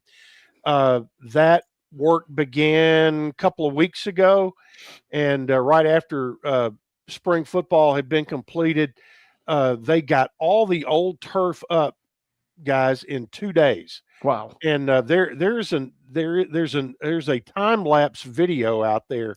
Oh, wow. That's out on the socials, maybe on MT Football on Twitter, maybe from a few days ago.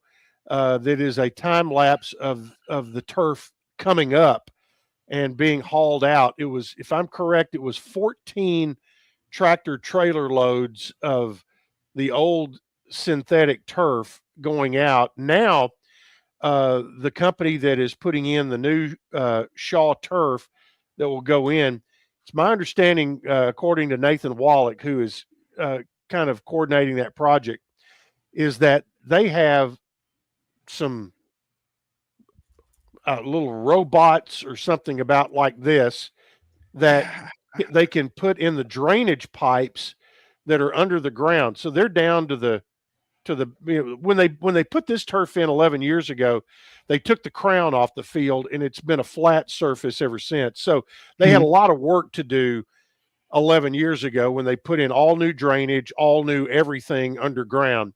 So this time around, they won't be nearly as much underground work. So they take the little robot and send it through the pipes to see where there are clogs. Is there any damage? Has any pipe collapsed? But the good thing is now, instead of having to dig up the whole thing, these robots tell them exactly where it is, and they can go and dig up a hole this big instead of, a whole area just trying to find it, and can make those repairs. Then here in probably about a week, we will have the new turf will start to go down. And from my understanding, that will be about a 2-week time period to get it all in. The design is really pretty. It's out there as well online. The picture of it. It's going to have a kind of a subliminal. You'll have the logo in the middle, but then behind that will be a subliminal cameo of the state of Tennessee behind that.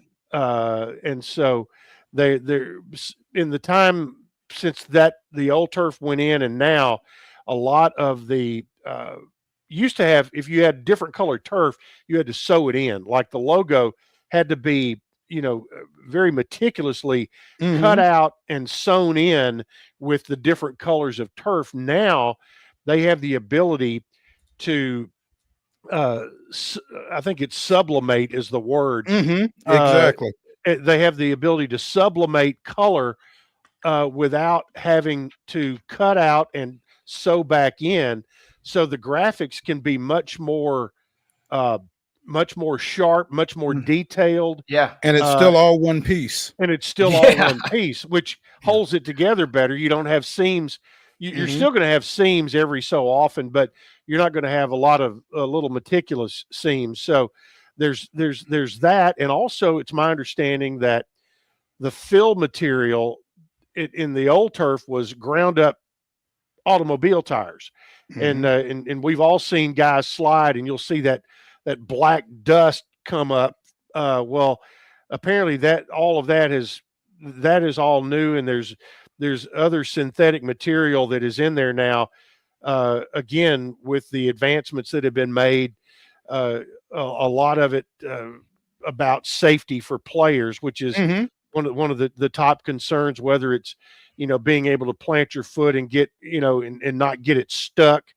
Like, a lot of injuries on turf back in the day where when somebody would basically get a cleat or a turf shoe stuck while they're making a cut and either roll an ankle or see a knee go the wrong way, those kind of things. But, it's become closer and closer to real grass and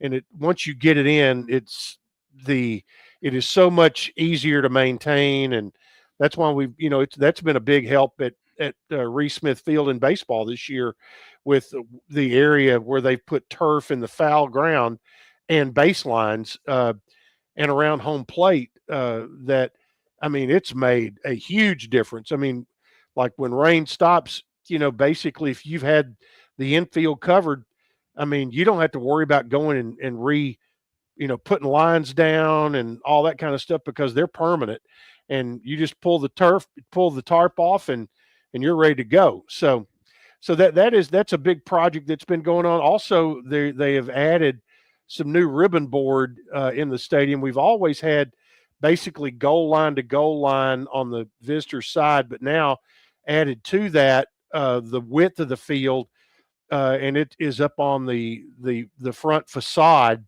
of the Student Athlete Performance Center. So you're going to have ribbon board from the north end zone all the way down the east side of the stadium. So it'll have, obviously it's going to have a different look to it with the new building, that's in there, as well as the new turf, which will have some really super sparkling graphics with it. Looking forward to seeing all of that. They open the season against Austin P on Labor Day weekend, August 30th. Homecoming September 20th. That'll be against Marshall. And in between, they make trips to Wisconsin and to Nevada. That's right. Be rolling the bones out there, dude. Pass line only for you, Chip. Well, our buddy JP Plant, as a matter of fact, as if ripped from the headlines today, sent out in our text chain. He had to go to Madison, Wisconsin for an insurance training last week, and has already found our Friday night destination. A little for recon, huh? A little recon for when we get to Madison, Wisconsin, and then when we get to Reno, I'm going to be making contact here not too long with our buddy Duncan Stewart, who is living in Reno now. Oh, and wow. So we're going to make sure we have us a good tour guide when we get out there. I only ask one thing. Don't shoot a man in Reno. Just to watch him die. Just to watch him die. If I do, I'm going to have a reason. Chip Walters, the Blue Raider voice, joining us here on Main Street Sports Today, presented by the Tennessee Orthopedic Alliance of Columbia. Chip, as always, we appreciate it. Look forward to seeing you next Tuesday. See you, boys. Thank you, Chip. Let's take a break. Get into the grab bag when we get back here on Top 5 Tuesday on Main Street Sports Today, presented by the Tennessee Orthopedic Alliance of Columbia. In our final segment, Wade and I will give you our top 5 best athlete nicknames. Stick around for all of that as we finish up strong after this.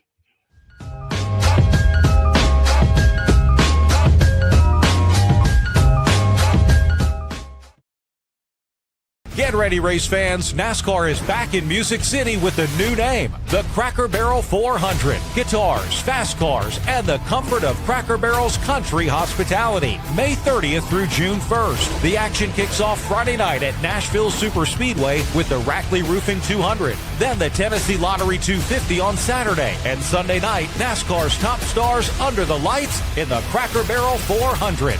Get your tickets now at NashvilleSuperspeedway.com.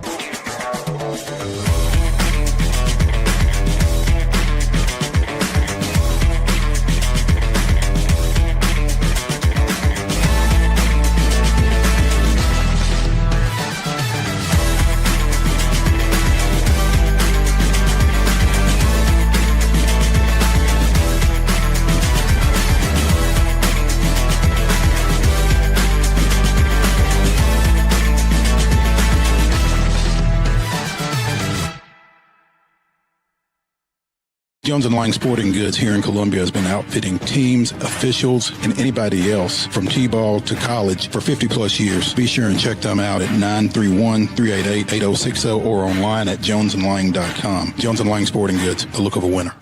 Piggly Wiggly, located in Neely's Mill Shopping Center, is Columbia's locally owned and operated Cost Plus 10 grocery store dedicated to serving the community with low prices and smiling faces. Piggly Wiggly offers fresh, hand-cut meats daily, as well as daily hot plate lunches from their deli counter. You're certain to see smiling faces and a helping hand when you're here at Piggly Wiggly. Come by and check out our fresh produce, high-quality meats, and more. Down home, down the street, we'll see you at the Pig.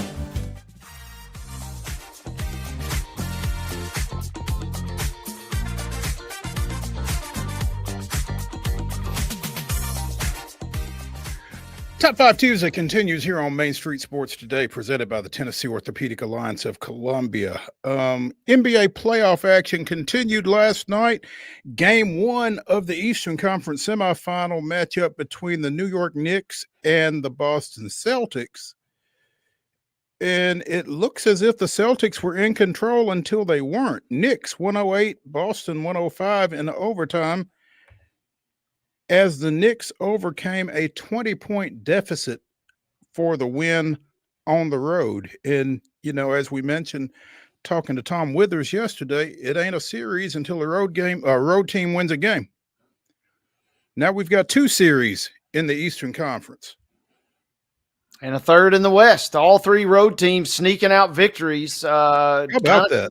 Kind of to the surprise. I was really impressed with the ability of the Nuggets on short rest to go into OKC and grab a win. But you're right. The Celtics up 20 in the third quarter. You're thinking, okay, this thing is a wrap. And then the Knicks blew their chance. I mean, Brunson blows a layup he makes 1,000,000 times out of 1,000,000, it seems like. Right there at the end of regulation. Boston gets a crack at it with 0.6 of a second. I'm not sure you want to call that a shot, but they did get something toward the net from Tatum. And then in overtime, Brunson finds a way to grind the Knicks to a win, two really good ball games last night to, kind of set the tone. We're 3 for 3 with all three road teams winning that opener. Boston, 15 of 60 from behind the arc. Not their best shooting night. That'll get you beat, even with a 20-point lead. I mean, that's one of those high risk, high reward type situations there, I guess. But yeah, the Knicks opened that series with a 3-point overtime win. And like you said, Denver getting OKC, which I guess kind of put a little bit of a damper on the announcement that Sam Presti of the Thunder has been named the NBA Executive of the Year. I mean, I guess that this time of year losses happen sometimes. I don't know how much luster it takes away from the Thunder dropping that opener to Denver.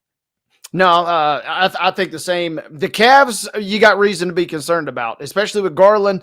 Maybe not going to go, especially with Evan Mobley, your defensive player of the year, potentially limited, if not out.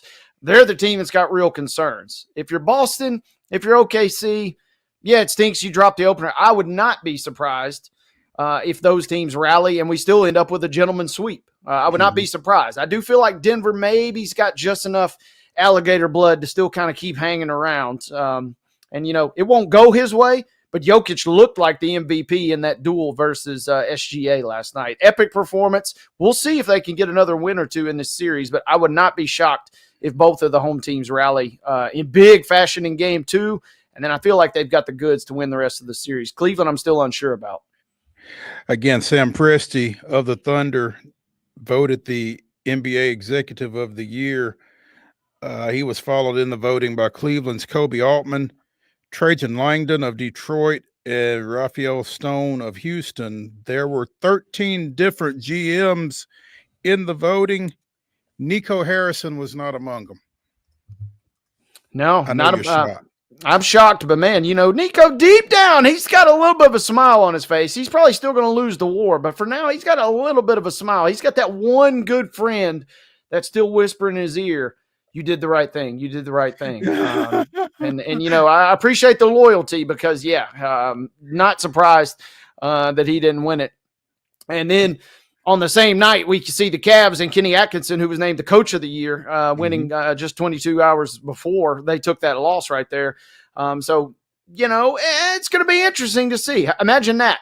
Presti wins the GM of the year. SGA wins the MVP. But then we see Jokic and the coachless Nuggets somehow rally and maybe win this series. We've got some compelling stuff on our hands these next couple of nights. I tell you what, if you are that one friend of Nico Harrison, I admire you. There's at least one. Stay strong, baby. Stay strong. Again, we've got NBA action tonight. Indiana at Cleveland for game 2. The Pacers leading that one, obviously 1-0. Golden State and Minnesota get that series going tonight as well as Jimmy Butler goes back to the Twin Cities.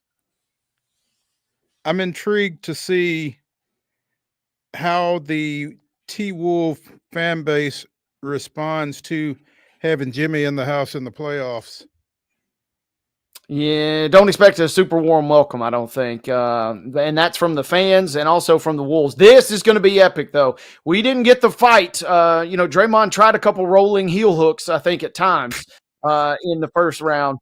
This is the round. No, he's never met a villain like Rudy Gobert, who will stick his nose and his hands all over microphones if you let him.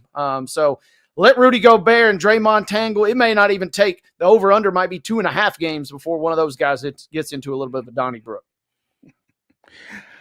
The Cleveland Browns have apparently assigned jersey numbers for their rookie class. Shedeur Sanders will not be number 2. I know you're shocked at that. Sanders is going to wear number 12. Wide receiver DeAndre Carter got number 2. That's veteran free agent wide receiver DeAndre Carter, who has previously been 16 with the Eagles, 14 with the Texans, 19 and 11 with the Bears, number 1 with the Commanders and the Chargers. Also wore 82 with the Chargers. and number 3 with the Raiders. So I don't know if he requested number 2 when he got there and he got there before Shador, or if the Browns are just continuing to torment Shador and saying, nah, you ain't getting number 2. You're number 12. Take it and shut up. So interesting. I don't know, but the last famous QB for the Browns, yeah, you got Tim Couch who had some success, but you don't want to necessarily be associated with Johnny Football. So maybe not necessarily the worst.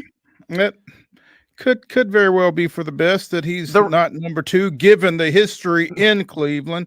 Yeah, I'm going to continue to be fascinated too. I'm real curious, Mo. One other storyline, Shador got the fancy Colorado wrap on his Cybertruck when he was the first person in the state of Colorado to get one years ago. Imagine how ugly that thing will look if he rolls in there with Cleveland Browns colors, or if Shiloh gets his wrapped in Buccaneers colors. I mean, we'll know how committed they are to the cause if they get the Cybertrucks wrapped up, right?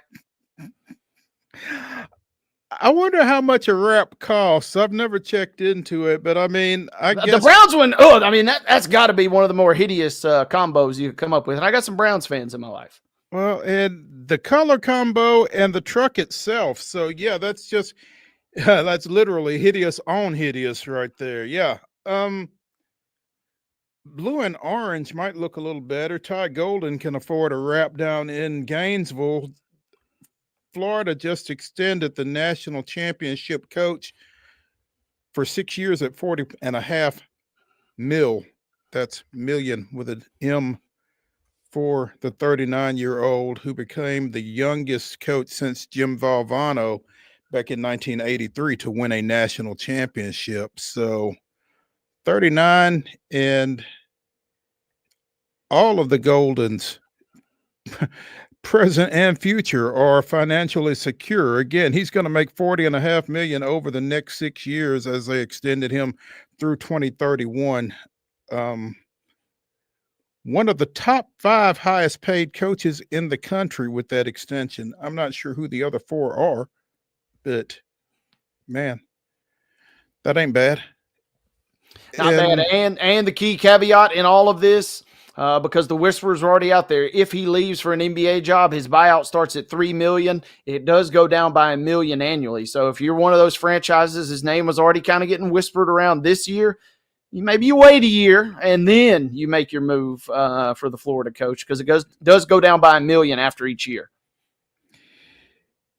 His AAV of $6.75 million next season only trails Bill Self, John Calipari, and Danny Hurley. Of those 3, who's got the biggest buyer's remorse right now? My guess is Kansas.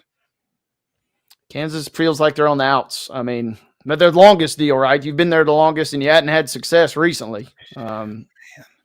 Man. Calipari still got the new car smell. Hurley's obviously got the 2 titles. He's minted there. So, yeah, Self is there were rumors, whispers that either they would try and get him out or, force a retirement this offseason.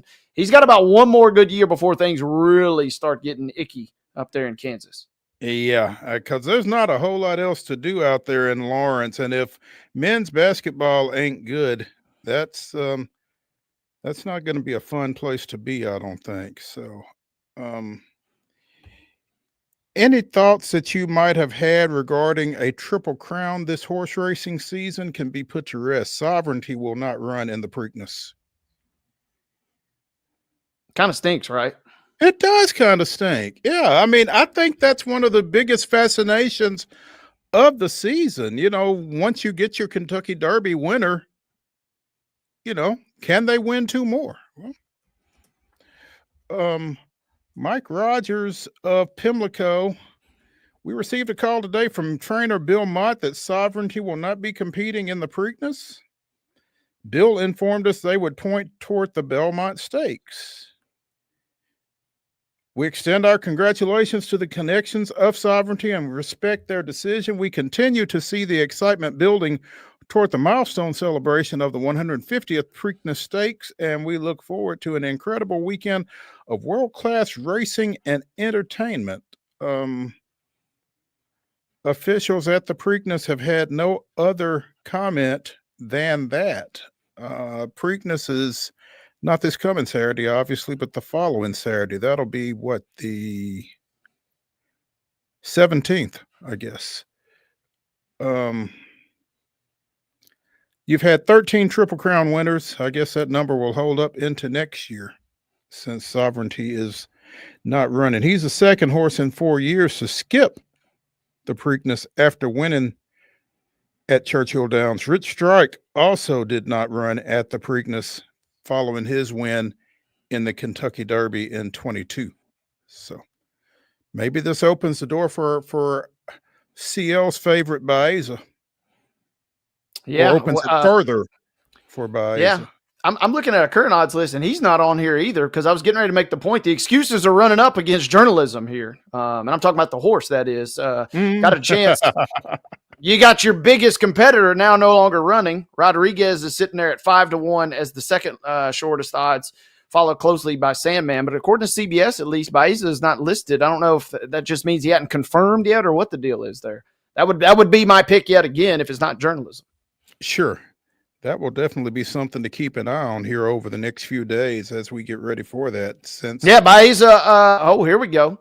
Man, Baeza and Sandman both to skip Preakness. So yeah, journalism, you got to win this, or else the horse and the industry might be hanging in the balance here. If you can't win this field, I don't know that you, you can't run the Belmont if you don't win the Preakness. If you're journalism at this point, with them two out. Them three. Yeah, it kind of feels like the decks have kind of been cleared for journalism. And where else are they saying that? But anyway, be interesting to keep an eye on. Let's take our final break of the day here on Top 5 Tuesday on Main Street Sports Today, presented by the Tennessee Orthopedic Alliance of Columbia. When we come back, it'll be Top 5 Tuesday. Wade and I will give you our top 5 athletes' nicknames. Stick around. Think about your own. We'll be back.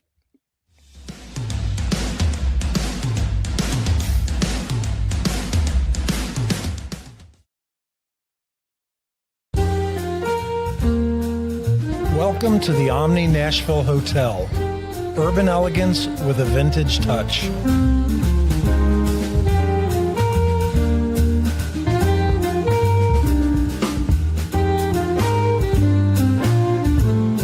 Our 800-room hotel opened up in the fall of 2013 with 746 guest rooms and 54 suites. At Delta Dental of Tennessee, we know our success begins and ends with providing superior quality service, and that includes serving those who need it most. This year, we're celebrating 25 years of giving back to the community we call home. Delta Dental, along with our Smile 180 Foundation, supports Tennessee's dental colleges and oral health education, children's hospitals, free and reduced cost dental clinics, and other like-minded charities. Here's to the next 25 plus years of ensuring healthy smiles.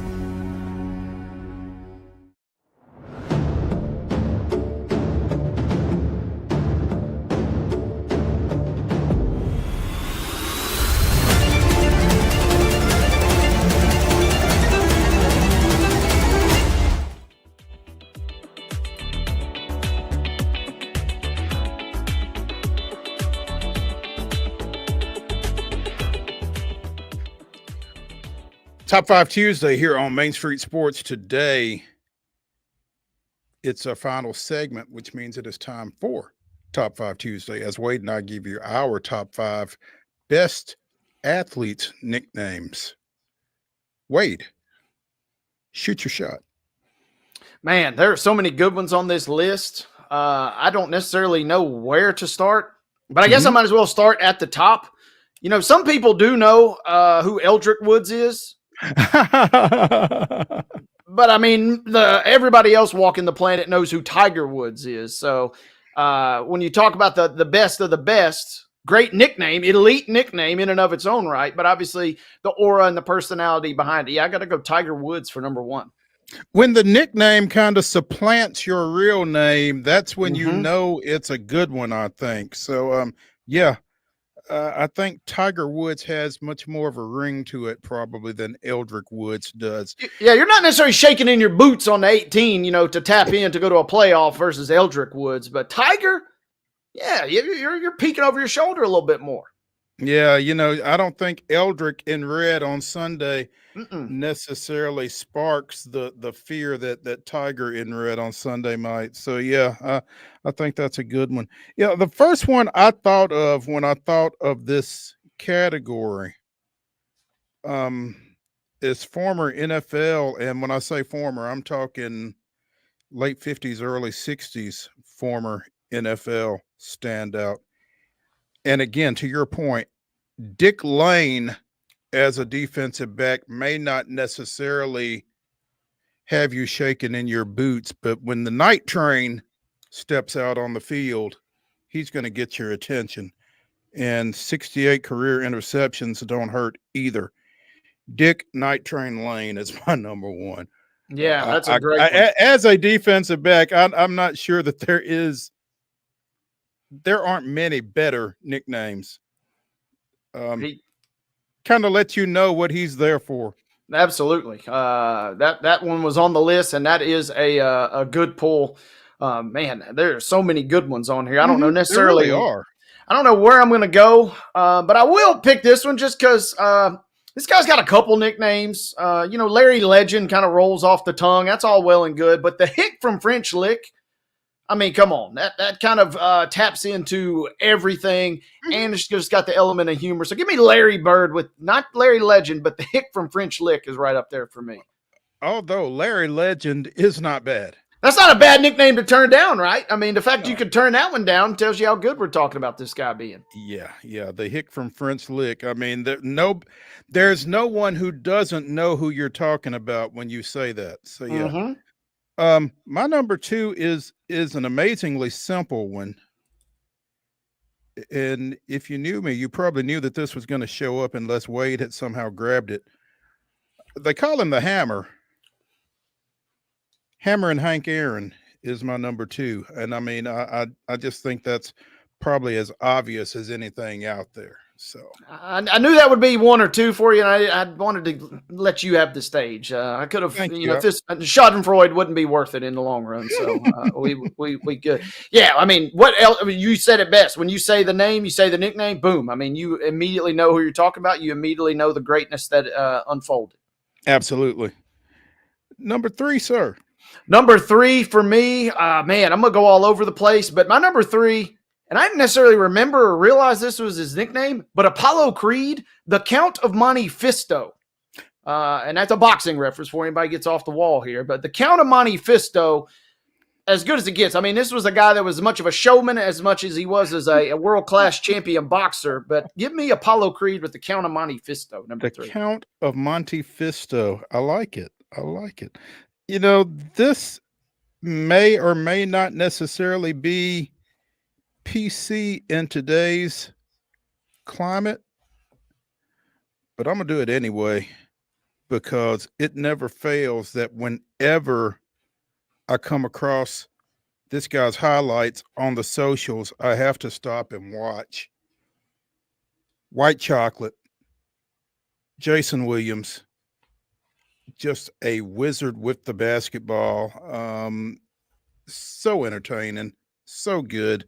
And I still, I'm still amazed at the fact that Jason Williams and Randy Moss played on the same high school basketball team.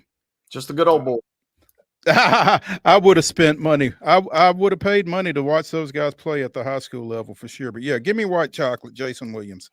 As good as it gets, man. Him and Chris Webber, some of the formative years, my basketball watching on those great Kings teams in the late 90s, early 2000s. Still robbed. Well, shout out to Tim Donaghy, wherever he is these days. So. Number four for me, we talk about the XFL a little bit still on this show and in this day and age. But, I mean, when you think of the XFL, you think of one person in particular. You think of Rod Smart.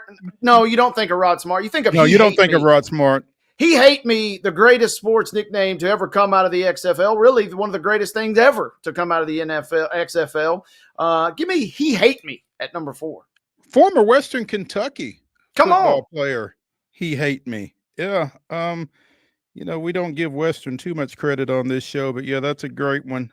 I have to give credit where credit is due. And the round mound of rebound, and I just blew it up. But yeah, I mean, we probably could have come up with a top 5 Charles Barkley nicknames, but that one there, and I just saw some highlight clips of him the other day. Some of the things that he did in the NBA at his size were pretty amazing. Fantastically gifted athlete, again, for his size. Give me the round mound of rebound at number 4. Iconic nickname, iconic personality still to this day. No doubt. Savor the flavor, folks. We only got a couple more weeks of Inside the NBA in its current iteration. So enjoy that for what it's worth. Last one for me. Man, there are so many good names still on the list, but I got to take the Nigerian Nightmare, Christian Okoye. If you played Tecmo Bowl, yeah, Christian, he made an all-pro team. And, you know, he was a second-year Pro Bowler. That was kind of about the extent of his career, but he will live in infamy for his exploits on the virtual grid, the digital gridiron, as the Nigerian Nightmare, the greatest single untackleable player other than Bo Jackson in the original Tecmo Bowl. Give me Okoye, the Nigerian Nightmare, for my last pick. I'm going to keep it close to home for my last pick. A man who was proud of where he was from, Jefferson Street Joe Gillum.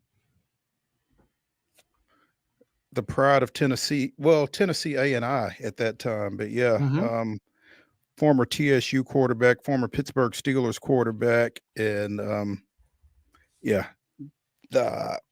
growing up, that was just, you said Jefferson Street Joe, and you knew again exactly who you were talking about. That was great stuff.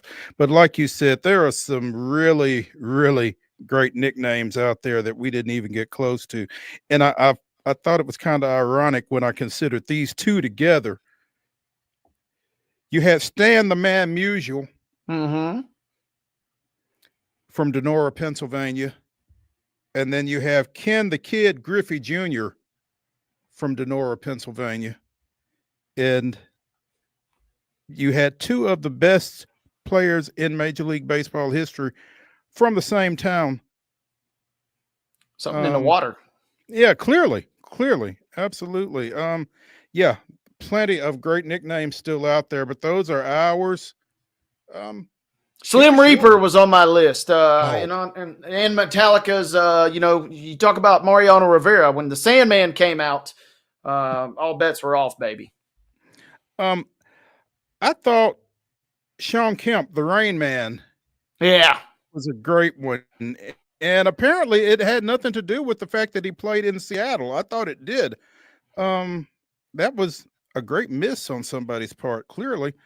The Big Fundamental, Tim Duncan, that's solid as well, because he was just as bland and boring as it gets, but man, he got it done. Sean Marion, the Matrix, played his high school ball at Clarksville. Yeah. Right there, when those movies were hot in the streets and he was shooting the weird jumper. Yeah, he defied the Matrix a little bit there. It's like a glitch every time he shot the ball. There you go. That's Top 5 Tuesday here on Main Street Sports Today, presented by the Tennessee Orthopedic Alliance of Columbia. Be sure and join us tomorrow at 2:00. We will have Heather Williams talking NASCAR, and check in to see who else we have. Again, we'll see y'all at 2 tomorrow. Have a great Tuesday.